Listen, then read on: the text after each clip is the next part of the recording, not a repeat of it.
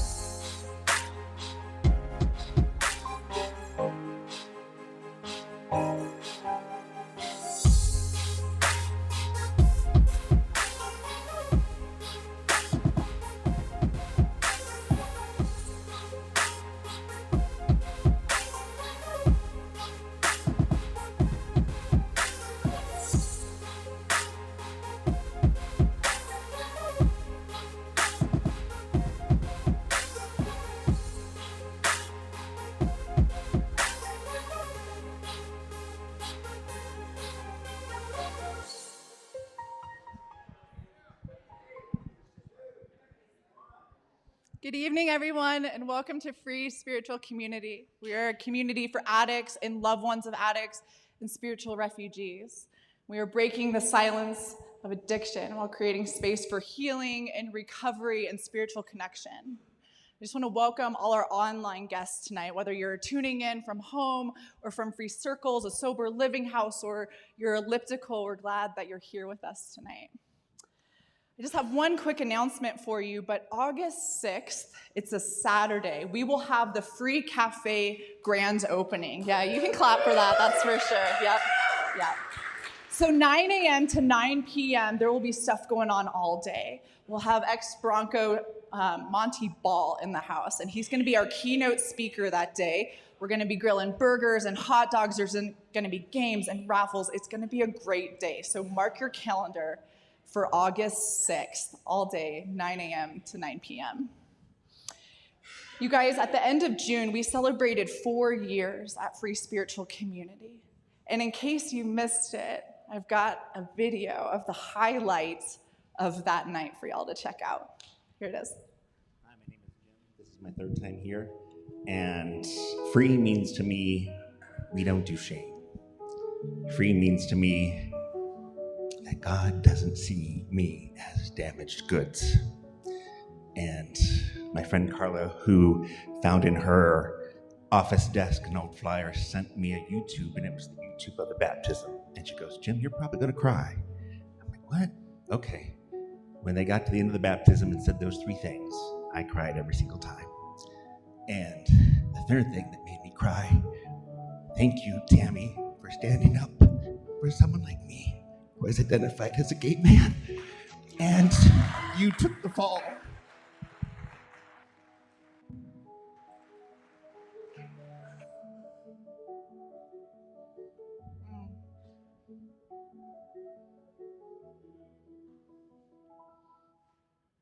We don't do shame here at Free Spiritual Community. And Jim, that was such a special moment, and I'm glad that you're here with us tonight. I'm part of this community. Thank you.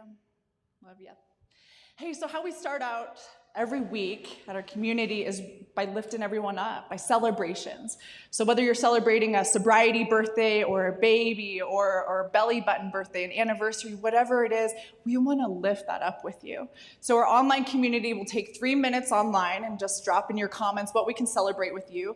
And if you're here in the house, Derek right here, he's going to walk around with a mic. Just raise your hand and we'll lift you up, whatever we can celebrate. So let's take 3 minutes. Get some celebrations done.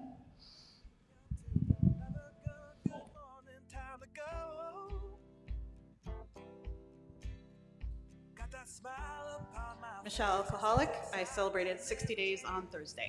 Congratulations, Michelle. That's awesome. I'm glad you're here, Michelle. My name is Alyssa. I just celebrated 90 days 2 days ago from alcohol. All right, on, Alyssa. I'm glad you're here.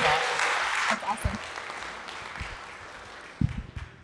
Oh, Ben. Hey guys, I'm Ben. I'm an alcoholic too. The free softball team played today, and it's a tournament, and we won our first game today. Lost the second one, but Derek's we're back excited tomorrow on the field. So yeah, we did awesome. It was a great day. Right on, free softball team. Congratulations, y'all. We got one right here with Pam. Derek's getting his cardio in.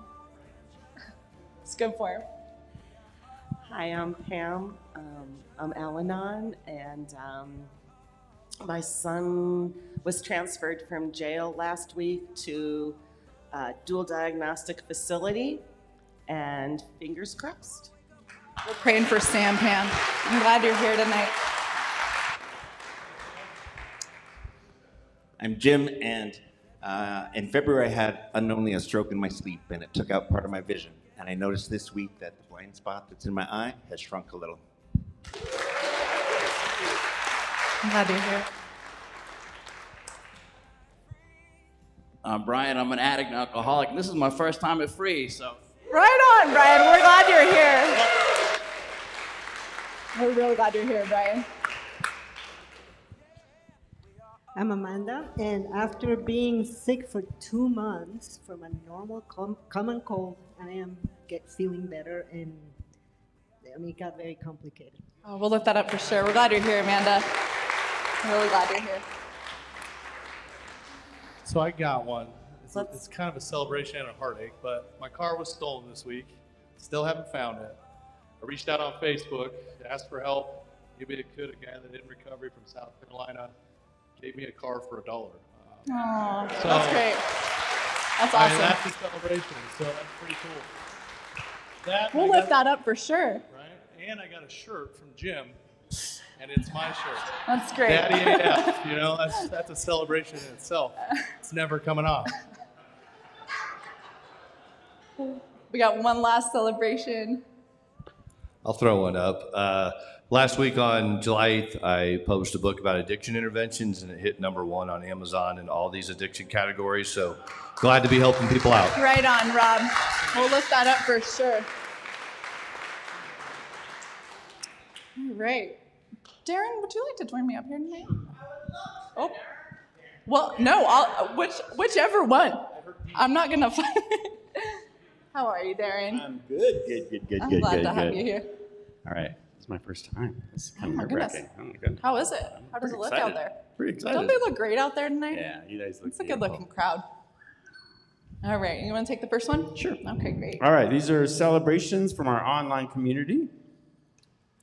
First, we have Kylie, and finally being able to set some boundaries and say no where I need to say no. It's been a long 6 years before I've been able to do so. We'll lift that up for sure, Kylie. Yeah. We're glad you're part of this community. That is one of the hardest things to do. Absolutely. All right, John says, my sober softball team made it to Sunday in the tournament, the Ducks. We'll lift that up for sure. A lot of softball going on right now. Charles has 1 year sober July 1st. Woo, 1 year. There you go, Charles. Man, so good. Way to All go, the man. snaps for that. Stephanie, we love you here.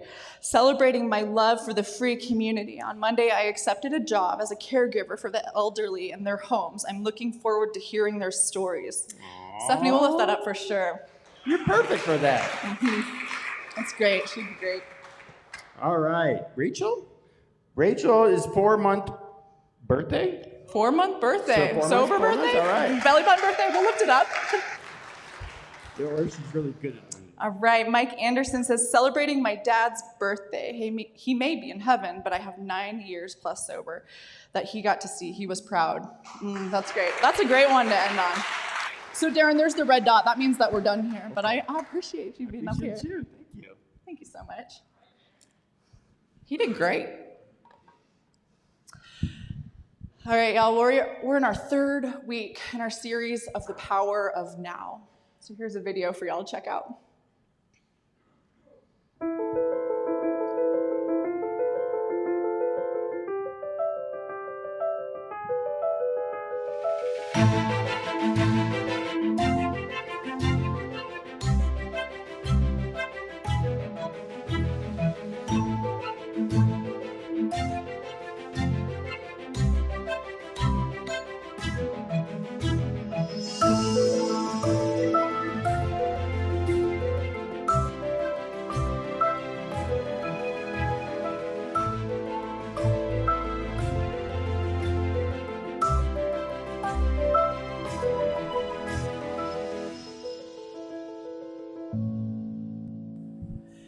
The first 8 months of my recovery, I was all in.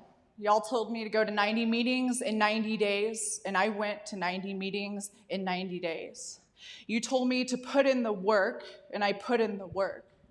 You guys told me to take the cotton out of my ears and I put it in my mouth, and I did that, metaphorically, of course. You know, I took the action that I needed to, and I tried to receive as much advice as I could and take your suggestions. I had built this bubble around my life, this recovery bubble. I would go to meetings and I would go to work. I would take my dog on a walk and listen to these recovery podcasts, and then I would do the same thing the next day. And day after day, I did this for 8 months. I had this safe rhythm down. I had isolated myself from the people and the places and the things that were no longer serving me, and I dove into recovery head first. And then in the first 8 months of my sobriety, at about that 8-month mark, my family went on a trip to Kauai. And I wasn't the 3rd wheel on this trip. I wasn't even the 5th wheel on this trip. I was the 7th wheel on this trip. And being the 7th wheel at your first sober family vacation is this special kind of hell.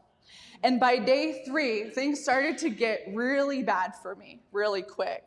I had spent the last 8 months with this momentum behind me, this recovery momentum, and then it all came to this screeching halt. It's uncomfortable when we get out of our routines, isn't it? When we get out of our comfort zones. And so I'm restless, and I'm irritable, and I'm discontent. I'm getting into arguments with my family, and I'm resentful at everyone on the beach with their fruity cocktails, and I'm a mess. And I knew I needed to get to a meeting. And so I looked up the closest meeting, and I walked there. And it was at this church, and it was along the beach in Kauai. And I walked into this meeting, and I'm this ball of anger and fire. My arms are crossed in front of me as I sit down at this meeting. And during this meeting, they start to pass out this jar. And within this jar was about 100 different popsicle sticks. It's called a stick meeting. And so these popsicle sticks, they would say things like, God could and would if he were sought. Acceptance is the answer to all my problems today. Spiritual life is not a theory. These popsicle sticks were packed with these profound recovery mantras. And so you would pull one, and if it said, God could and would if he were sought, that's what you would share on in this particular meeting. And so it came time for me to draw my popsicle stick. And so I drew one, and it simply said, attitude. Nothing profound, nothing philosophical, just attitude. And I must have drawn the wrong popsicle stick because I knew nothing about having an attitude in that particular moment. And after a few moments, I let my ego simmer down just a little bit because if I came in heated to that meeting, I was really on fire after drawing that attitude popsicle stick. But then I had to smile at God's sense of humor. It wasn't lost on me. 2 profound lessons came from that popsicle stick for me. The first is that part of the word spiritual is the word ritual. These seemingly unrelated things that we do that maintain our spiritual condition, our serenity. And it's no wonder I got so squirrely so quickly. I couldn't afford to rest on my laurels in early recovery. I can't afford to rest on my laurels today. And the second is that nothing in my current circumstances changed from the time before I pulled that popsicle stick to after. My attitude had evaporated, and the only thing that had shifted was the narrative that I was telling myself about my current circumstances. All that popsicle stick gave me was a perspective. Everything that we interpret as human beings is perspective, and it's not reality. Nothing is either good or bad, it's just our perception of it that makes it so. It's my attitude that determines reality. In the last days of that vacation, they were absolutely remarkable. I was filled with appreciation and gratitude. My circumstances, they didn't change at all. It was just the lens that I was seeing them through that had, and that made all the difference. The narrative that we tell each other, the narrative that we tell ourselves, that others tell us, it's so important. That's why it's so crucial who we spend our time with. Like if I'm the sum total of the 5 people that I spend the most time with, I need to make sure that that average is pretty high, that they're elevating my vibration and my energy. It's so easy to get lost in these false narratives, our self-pity or the stories that we tell ourselves. Free spiritual community, what are the stories that are no longer serving you? What's the narrative that you need to shift today? We are in week 3 of this series on the power of now. And my message tonight is titled, It Is What It Is, But It's Not What It Seems. I want to spend some time tonight in a passage in Romans chapter 4, verse 18 to 20. In the New Testament, the book of Romans, it's a letter written from the Apostle Paul. And the Apostle Paul is writing this letter to fellow believers in Rome. Hence the name Romans. And in Romans chapter 4, Paul starts this letter by referencing a guy named Abraham. And Abraham is an Old Testament character. His wife, Sarah, and him, they first appear in the Old Testament in the book of Genesis. It's the first book of the Bible. And so in this letter to Rome, Paul is using Abraham as an example of faith and as an example of hope. And not bumper sticker faith or Facebook status hope, but what it's like to really live in faith and what it's like to really live in hope. What that really looks like. Sometimes we can't see the bigger picture, and that takes faith to have that kind of perspective on our lives. So Abraham enters into the frame of Paul's letter in Rome in this discussion about faith and hope, and Paul is giving us a synopsis of this story. And a synopsis of a story is different than actually being told the entire story. A synopsis requires some essence of prioritization to figure out what's going to fit in and what's going to fit out. Like, what are the pieces that we're going to tell and what are the pieces that we aren't? It's like in college when you're assigned a book in English class and you get the Cliff Notes version instead of actually reading the book. That's the synopsis. It's the bullet points to the story. And so in Romans chapter 4, verse 18, the Apostle Paul says, "Against all hope, Abraham, in hope, believed, and so he became." Do you know that that's always true? That what you believe will eventually be reflected into what you become. I'm just pointing that out. That's not my sermon. That's like the chips and salsa to the enchilada of my sermon. But what you believe is what you become. And so it says, he believed and so became the father of many nations, just as it had been said to him, so shall your offspring will be. Without weakening in his faith, he faced the fact that his body was good as dead, since he was about 100 years old. That's not an overstatement. I don't care who you are, but your reproductive days are certainly coming to a close around the age of 100. And that Sarah's womb was also dead. So this is an impossible situation from every angle. Yet he did not waver through unbelief regarding the promise of God, but was strengthened in his faith and gave glory to God. I've got a question for you.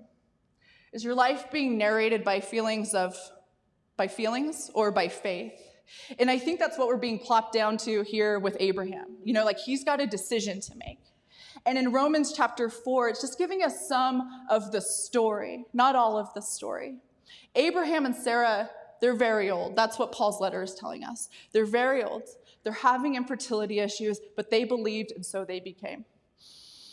If you read all of the story, though, going back to the Old Testament in Genesis, Abraham, while he was waiting on God to give him his son, slept with his wife's assistant to produce something that he didn't have the patience for. That happened in the book of Genesis, but it didn't make the trip across to Romans.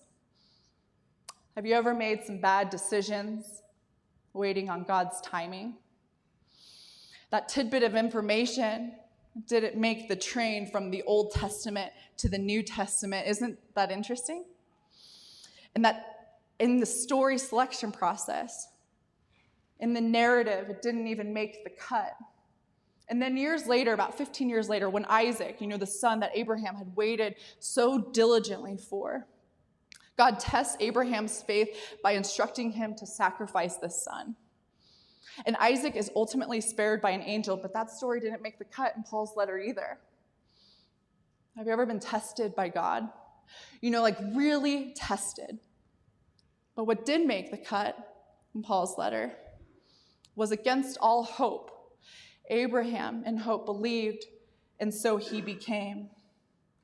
Nothing about Abraham's circumstances changed from the Old Testament to the New Testament. Those events, they didn't alter. The perspective just shifted. The narrative, it just swung a bit. Can I tell you that some of the failures that are most prominent in your mind did not even make the cut in the story of the mind of God? That he sees you in a different perspective than you see yourself. It is what it is, but it's not all that it seems. In everyone, we have this internal narrator. The one that's telling us what to think about a certain situation and how to interpret motives and what opportunity and how to size it up. And I'm here to tell you that in some of these current circumstances and in these seasons and in these current relationships that we're in, we need to shift the narrative. What I'm trying to say is that you can have a life narrated by faith and not by feeling. In Romans chapter 4, there's one phrase that helps me understand what faith is and what faith isn't. It's in verse 19. It says, without weakening in his faith, he faced the fact. Having an optimistic perspective doesn't mean that everything in your life is going positive. And I want you to know that. Serenity is living at peace with unsolved problems. Abraham faced the fact he's old. He faced the fact his reproductive organs, they stopped producing. He faced the fact. He took God's timing into his own hands. He faced the fact. He looked at himself and he said, it is what it is. And he looked at Sarah and said, it was what it was. We could have done this 50, 60 years ago. We're old now. I can't seem to stay sober. It is what it is. I didn't go to college. It was what it was. I got a divorce. It is what it is. But you know what? You can't get over what you don't face. So let's face it. Let's face it. It is what it is. Doesn't mean that we're in denial. It is what it is doesn't mean that it's all good. There are people in this room here tonight that cannot put the bottle down, that cannot put the needle down, and it's not all good. And there are people in this room tonight or online with us that can't seem to get that job because of their criminal record. It's not all good. And there are people in this room tonight or online with us tonight, and their life is being ravaged by addiction, and they're not even the ones abusing the drugs. It's not all good. But you know what? Faith can handle that. And hope can handle that.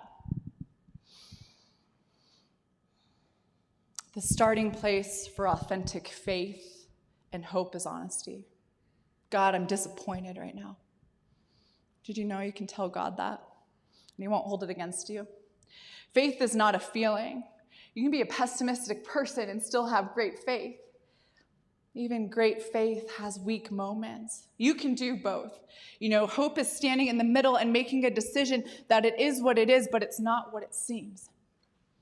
On page 74, The Power of Now, Eckhart Tolle tells us that the best indicator of your level of consciousness is how you deal with life's challenges as they come. You can use this challenge to awaken you, or you can allow it to pull you into even deeper sleep. And I get that that's easier than it sounds. I was inhaling a tub of Ben & Jerry's when I first read that. But, I was literally swimming in unconscious, physically and literally. But have you ever noticed that it's so easy to be spiritual when things are going well? Nothing is either good or bad. It's just our perception of it that makes it so. I have known for months that Reverend Ryan, the lead pastor here at Free, was going to be taking a sabbatical here in July. For months, I've known this. So I knew July, every Saturday, I was going to be here at 7 p.m. And I studied, and I read, and I prayed, and I prepared myself mentally and as much as I could. But there's some things in life that you just can't prepare yourself for. And the week that Ryan left for sabbatical, I took my dog to the vet. And he was getting older, so it was something that I needed to do. There was a couple things up, and I just a routine checkup. Nothing I was too worried about. And if you've known me for 5 years or for 5 months or for 5 minutes, you've known about this dog, my hiking buddy, like my ride or die bud. And I took him to the vet that day, and they told me that he had lymphoma and that he was dying. And things got really bad really quick. That was a Tuesday. And by Saturday, I'm at my parents' house, and I had scheduled an at-home euthanasia service to come to put him to rest. And as I waited for them to arrive, I opened this Times magazine beside me. I don't know what it is about parents and them always having Times magazines around, but there was this Times magazine right there. And in this article, it was about Neil Armstrong, first man to walk on the moon, July 1969. And he was quoted talking about this space shuttle that was headed for the moon. And when it first took off, he felt massive. He just felt like this colossal man. And then as it started to recede in the distance, he put his hand up. And he covered the pea-like world, our world, with his thumb. And he said in that moment that he didn't feel big, but he felt the very opposite. He felt very small. And nothing in that moment for Neil Armstrong had shifted. Nothing in his circumstances had. It was just the narrative that he was telling himself about that current circumstance. And in that moment, my narrative surrounding the death of my dog and my current circumstance began to shift. It's a two-part deal here. It is what it is. And that means that the perspective that we tell ourselves, the narrative that we tell ourselves about our current circumstances, how am I going to show up for this current situation that's right in front of me? That's my part. And then the second, it's not all that it seems. That's faith. And that's hope. And if you don't hear me say anything else tonight, or however again, hear me when I say that hope is being convinced that you're pursued by the goodness of God, and that there is no story of tragedy or grief where he does not have the last word. So if it's not good, it's not the end. You guys, things aren't good yet. My heart hurts. It's broken, and I'm grieving, and some days I feel like I'm surfing the wave, and some days I feel like I'm drowning in it, but I'm focusing on the narrative.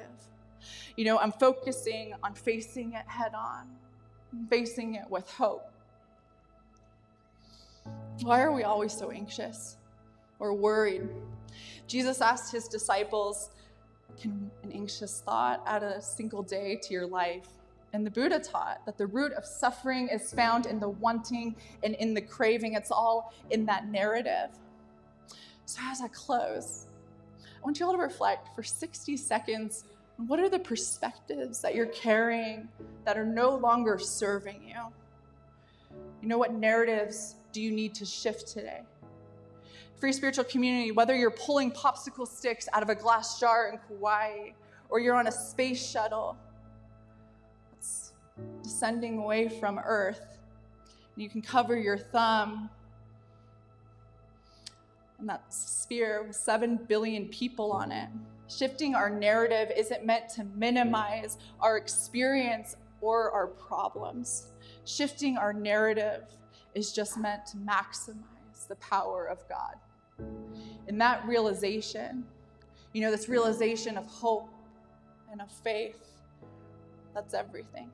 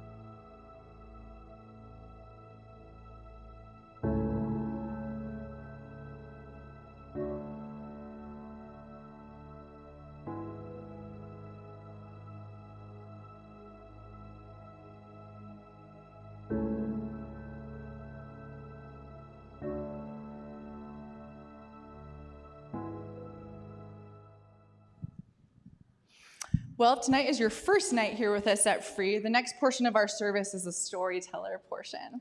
And so I'm going to bring up my dear friend Carter.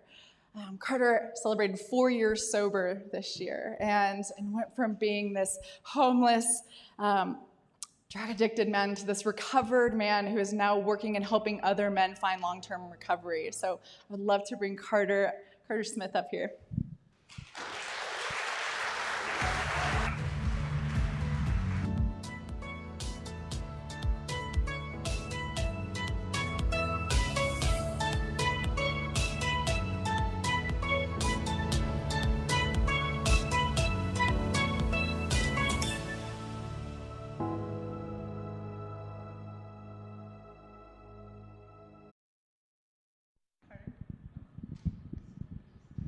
Can you hear me? Ooh, yeah, mine's on. Well, Carter, thank you so much for the cookies tonight from Step Denver. We really appreciate just the hospitality, so thank you so much for that. Of course, any excuse to bring cookies. We all love them. That's right, yeah. So Carter, take me back to 4 years ago, to Carter in active addiction leading up to your sobriety date. Like, what did life look like in active addiction for you? So, everyone has different bottoms in life and in addiction. And for me, my bottom was pretty simple. I had lost my job. I was in a place where I had to be out of my apartment by the end of the month. And I didn't feel like I could ask my parents, to bail me out anymore. All the chances were kind of taken, and there wasn't really anything left to do, other than maybe admit that I had a problem. Mm-hmm. So what was your drug of choice? Cocaine. You told me that when you first had cocaine, that it was the opposite of grief and that this fixed everything for you. And so tell me about when you were talking about the consequences that you received from your active addiction. And you said that you didn't want to control your cocaine use. You just wanted to control your consequences. And so what did that look like for you? So, really it was a matter of just trying to use cocaine like a gentleman, right? To be able to How did that work out for you? It doesn't work, Tell your friends. It goes from, okay, well, I'm going to just make sure I don't get caught this time. Well, I'm only going to steal this much, and then that way, it'll be under the radar, or I'm only going to use on the weekends. And I think that controlling my consequences was really just running out of opportunities. I think that something that can keep you in addiction is knowing that there unfortunately are quite a lot of chances that you can take, and a lot of bridges that you can burn. And so I think controlling my consequences was just moving on to another person that would trust me, that I would break that trust and burn ties with. Yeah, absolutely. So what did your bottom look like for you? Like when the gig was up and you had burned all your bridges and you had no more avenues to go down, what did that look like for you? I think that even knowing that I wanted help, and I did reach out to my parents and ask for help, and I had a plan in place. There was one night that in between where I was out of my apartment to where I could apply to Step Denver. So your parents are still helping you at this point? Yes. Okay. I basically, sat down with them and said, I have a problem. I'm not asking you to do it for me, to fix it for me. I just want you to walk alongside me. And so even through finding Step Denver and having that night in between, my parents were still adamant about me not staying with them. And so they had some hard boundaries on you. Yeah, and I'm sure that was really hard for them. But the decision was made that my dad would drive me to the rescue mission, and I'd stay the night there. And I actually didn't tell you this, but I remember waiting for, about to get in the car with my dad, and my mom had walked out with me, and I turned around and saw her face, and it was just covered in tears, with just a really horrible feeling of worry of just like, oh man, we're doing this. We're putting our foot down and making you stay at the mission instead of staying here. And seeing how worried she was probably my bottom. So that was Easter weekend. Yes, ma'am. 2018. And so you had just been essentially kicked out of your apartment. Yep. And so you had this lapse of like 3 days where you had applied to, or you couldn't apply to Step Denver until Monday. Yep. Which is a long-term recovery. We'll get to what Step Denver is, but you couldn't apply till Monday. Right. And so you had 3 days, and your parents drew a hard boundary on you to say you can't stay here, but we'll drop you off at the Denver rescue mission until you can apply on Monday. Yep. Man. Yeah, it was, I think that's what saved me, though. You know what I mean? I think them putting their foot down and knowing that I didn't have an option. You had no other option. You so you had burned all of your bridges. Right.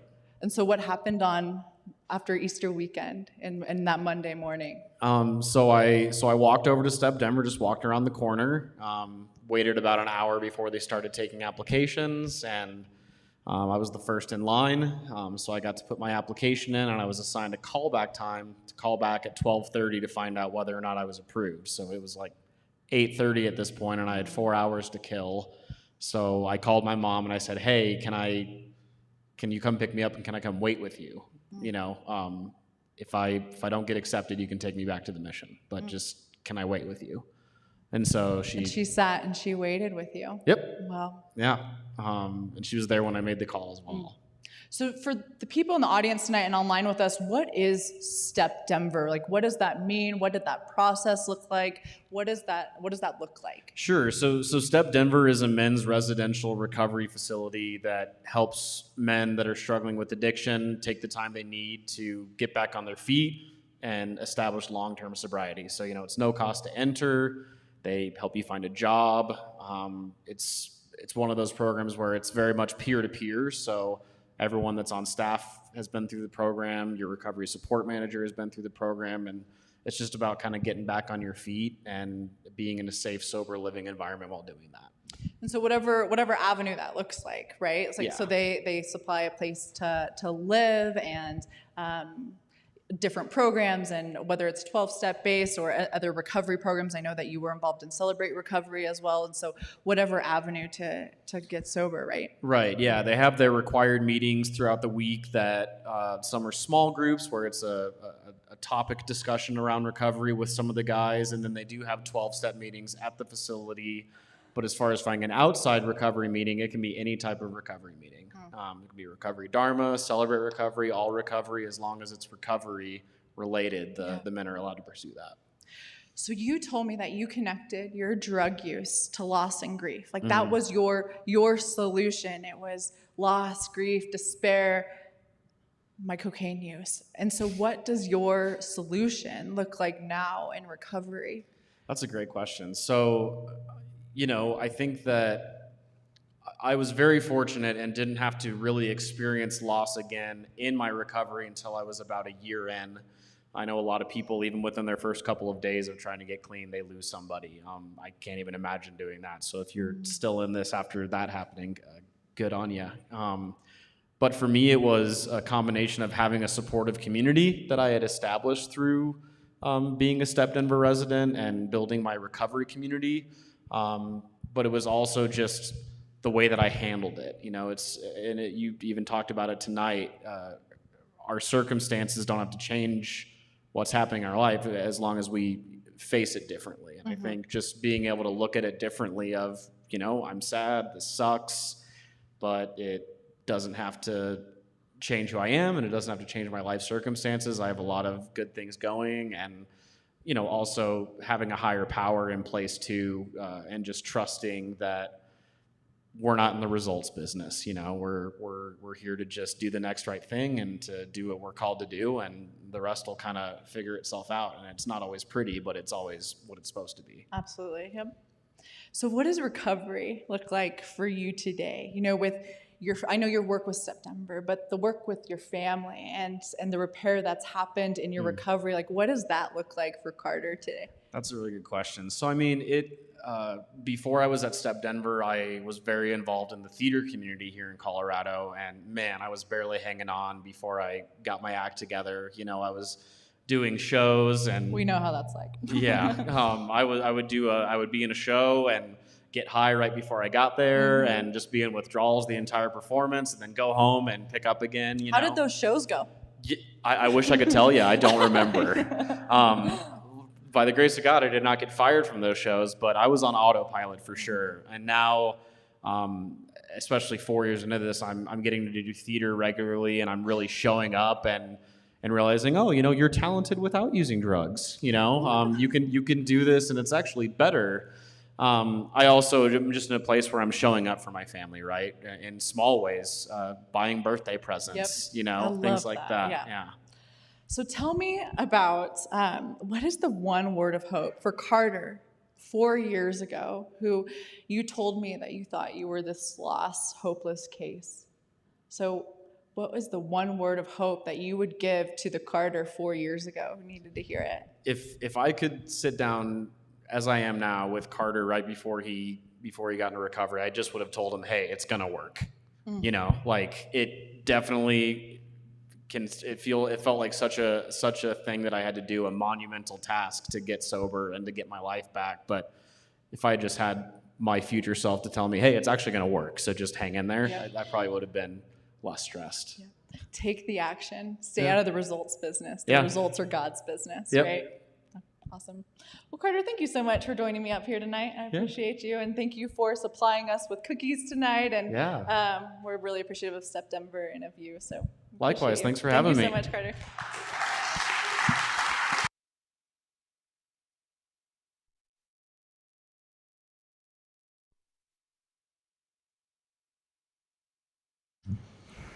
All right. Well, similar to how we open our service, we close our service with heartaches. And so we want to lift up the bad stuff. We want to pray for you, and we want to be able to acknowledge it and sit with you during it. And so if you're online tonight, drop in our comments what we can pray for you for. And then if you're here tonight, Derek is going to walk around with a mic and just raise your hand and let us know how we can support you and how we can pray for you this evening. So let's take 3 minutes and do some heartaches.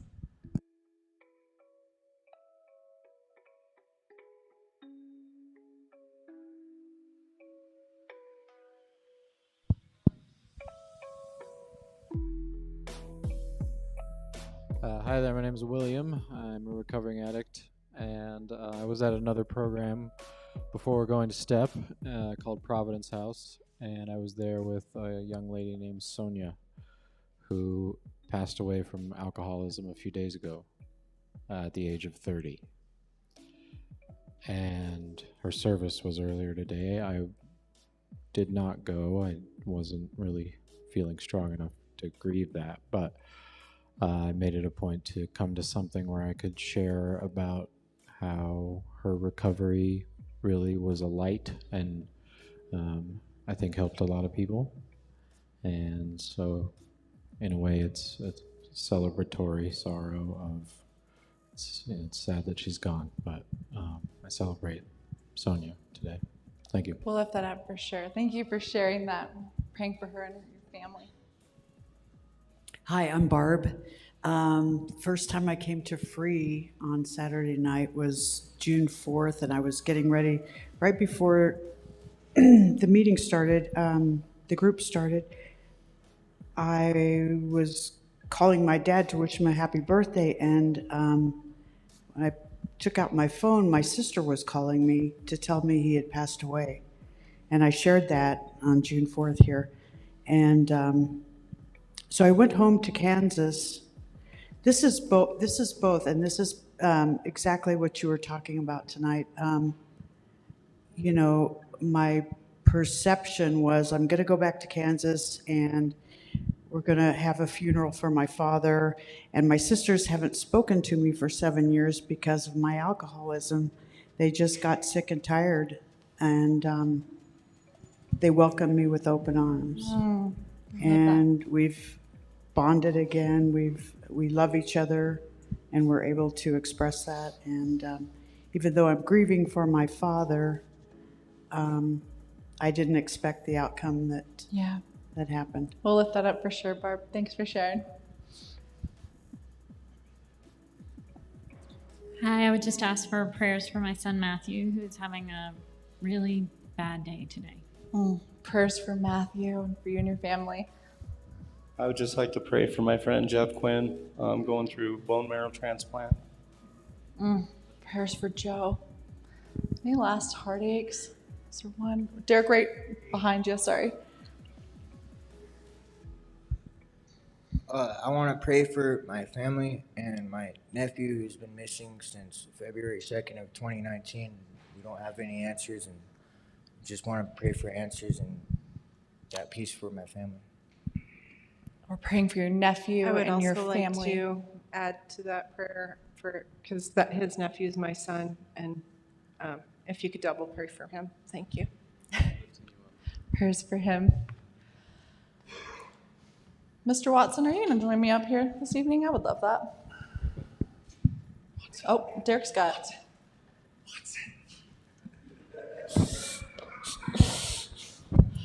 We'll pray for Chris's hearing too on the heartaches. We'll add that to the list.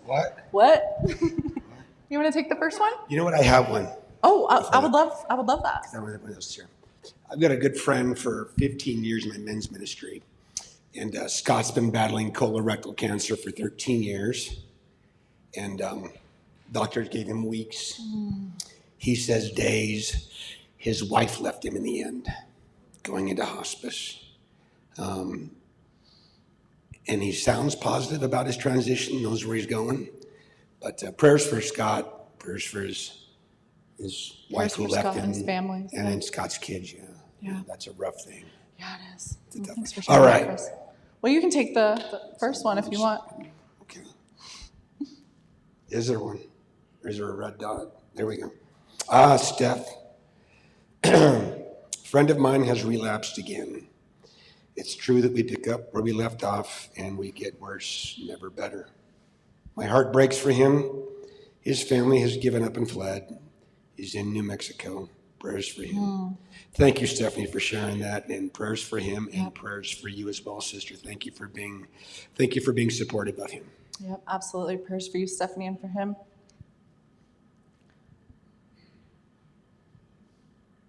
Jackie, pray for my mom that she is able to get her car fixed so she doesn't have to rely on others to drive her around. Prayers for you, Jackie, and your mom and your family. I'm lifting that up for sure.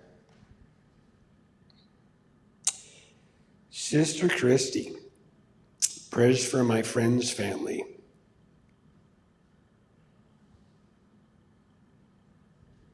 That her husband committed suicide and that they are trying to understand why and deal with their pain. Comfort for all of them. Lifting that up and prayers for them for sure. Definitely, Christy. Thanks for sharing. I can get the next one. Jessica, ankle surgery on the 24th.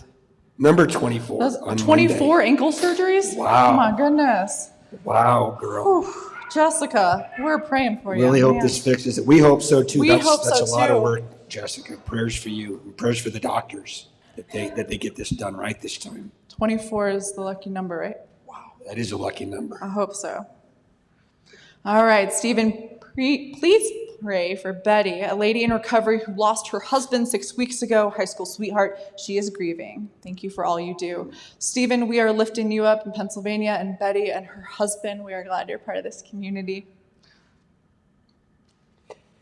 Rachel Howard, please pray that I can start to forgive myself for what I put my kids through by getting them taken away.